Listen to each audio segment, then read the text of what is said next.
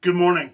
We are continuing in our look through the book of Proverbs, continuing our series looking at the wise things that Solomon has said. We just finished looking at Solomon's top 30, those top 30 wise sayings that Solomon himself thought were the most important things that we needed to know. And as the book continues, we're going to get more of his wisdom. That's the whole point of the book. As we continue in the rest of 24, he sort of finishes, or chapter 24 sort of finishes with what I would call Solomon's honorable mentions. Some wise sayings that weren't good enough to be part of the 30, but were also very good. And after that, after chapter 24, starting in chapter 25, we see kind of a jump forward in time. We move from what I would say is Solomon writing, or people close to Solomon writing, to a time when one of Solomon's descendants, a man named Hezekiah, is king. He's one of the last good kings of Judah.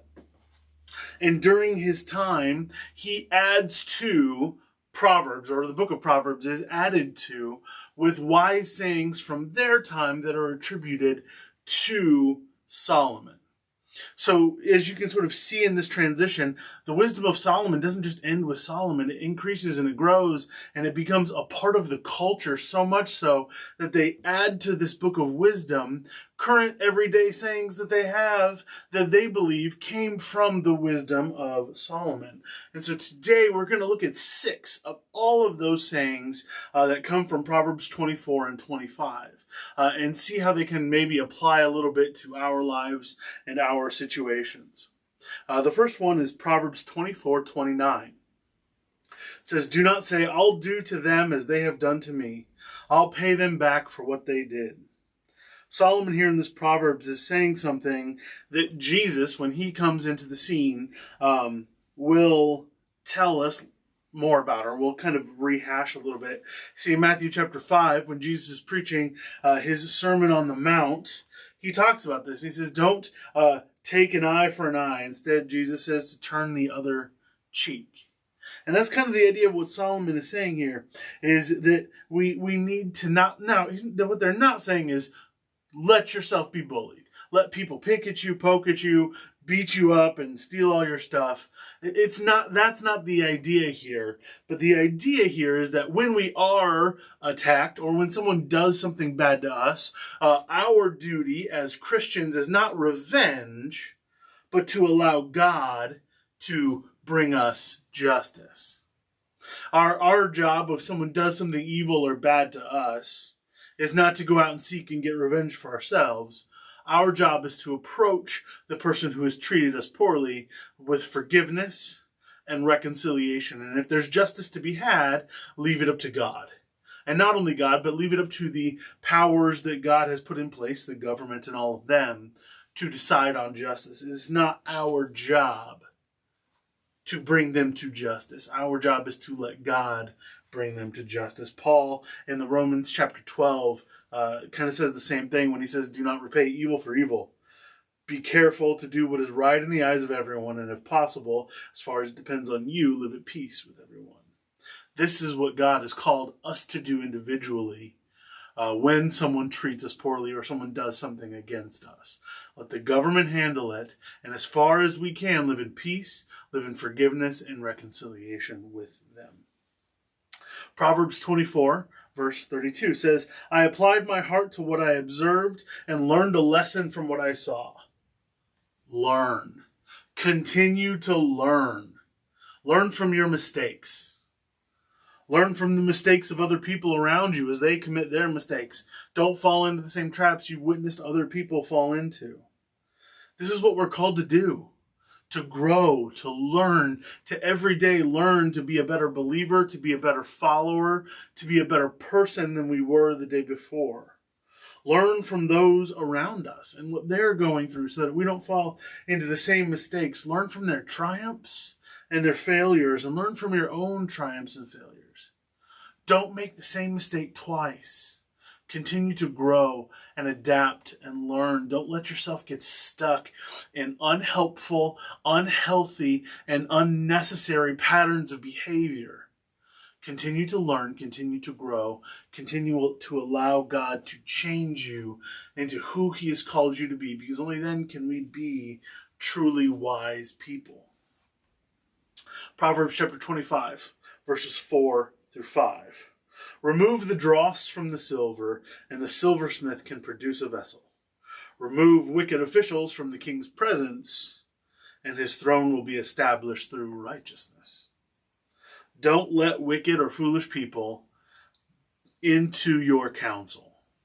Solomon here uses the idea of the king, or actually this one comes from the time of Hezekiah. So Hezekiah would know this is a very common saying, and he would have attributed it to Solomon. And what is being said here is Solomon here uses this idea as a king as an example for all of us. Those of us and who we allow, not in our lives, because we're going to have tons of people in our lives, but into our inner circle, into our group of friends, into the people that we hang out with and we spend time with and we go to for advice. Be careful who you let in, because if you let in people who are wicked and foolish, they're going to counsel you. They're going to lead you into doing wicked and foolish things. So choose your counselors, choose your friends, choose the people who you confide in, who you're going through life with, who you're growing with. Well, people who are going to lead you and counsel you towards righteousness. People who are going to lead you and counsel you towards God, not away from him. Proverbs 25, verses 21 through 22. If your enemy is hungry, give him food to eat. If he is thirsty, give him water to drink. In doing this, you will heap burning coals on his head, and the Lord will reward you. We've heard this is a very common proverb. Paul says it's similar to this again in Romans chapter 12. Beloved, never avenge yourselves, but leave it to the wrath of God, for it is written, vengeance is mine, I will repay, says the Lord. To the contrary, if your enemy is hungry, feed him. If he is thirsty, give him something to drink. For by doing so, you will heap burning coals on his head. Do not be overcome by evil, but overcome evil with good. Overcome evil with good. If people are mistreating you, one, don't stay in that situation. If you are in a relationship, if you are around close friends, and that person is mistreating you and abusing you and tearing you down, don't stay in that situation. It's not what's being said here. Don't stay in that situation and continue to serve them. Not what's being talked about here. But also, when you are in a situation and someone has treated you poorly, or it feels like they're your enemy, as far as it depends on you, live at peace with them. As far as it depends on you, respect them. If they need something and you have the ability to help them, help them. And what Scripture says, it says it's going to heap burning coals on their head. It's kind of a weird saying for us. But essentially what this means here is that the only way you're really going to win against somebody who's mistreating you is by treating them well, despite how they've treated you. Be nice to them as best as you can. Don't stay in unhealthy situations. But as far as it depends on you, treat them with respect and forgiveness. Because that's going to confuse them. And in the end, it might lead them to seek your forgiveness for how they've treated you. Proverbs 25, verse 24.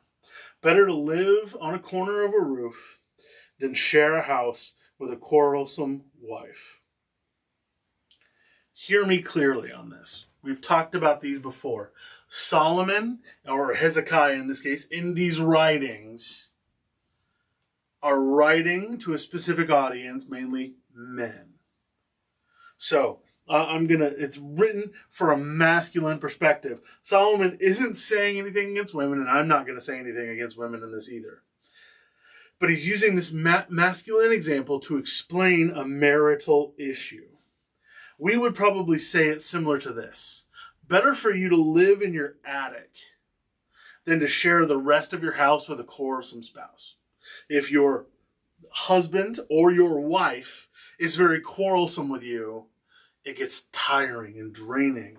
And it all goes back to, I think, what Solomon is really trying to say with all these verses on marriage is be careful who you marry. Make sure that you're the person you are going to marry, that you are going to spend your rest of your life with, that you are not going to spend the rest of your life with somebody who you're just constantly butting heads against. That you're constantly quarreling, or they're constantly seeking the next fight, or everything that you do or everything that they do is just pound, pound, pound, fight, fight, fight. Choose well who you would marry. Now, I will say, if you've already made that marriage choice and you find yourself in a quarrelsome relationship, and a marriage where it just feels like you're just beating at each other all the time, that nobody can say anything to anybody without a big fight around it, get help. Find some counseling. Seek someone who can help bring some life back into your marriage. Don't throw the marriage away because it's not working. Fight for it. You made the choice. You made the covenant before God till death do you part. You have to fight for it sometimes. But if you have the opportunity, make sure you choose your spouse well so that you don't end up in a quarrelsome marriage. Proverbs 25, verse 28. Like a city whose walls are broken through is a person who lacks self-control. A person who lacks self-control will fall for everything. When a city's walls are busted, the enemy can just march right in. There's no enemy waiting at the gates. The enemy's in your city. He's in amongst you. So a person who lacks self-control allows all of these sins, all of these temptations, all of these struggles, all of these tools of the enemy into their lives. And it pulls them this way and it pulls them that way. And it tears at them and it messes with them. Have self-control.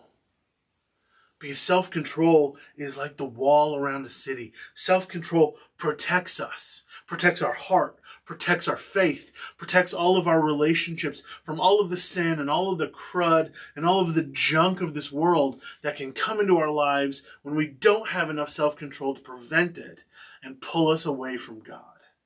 Self-control keeps us close to God, it keeps us out of temptation, and it keeps us away from sin. Self-control is so important.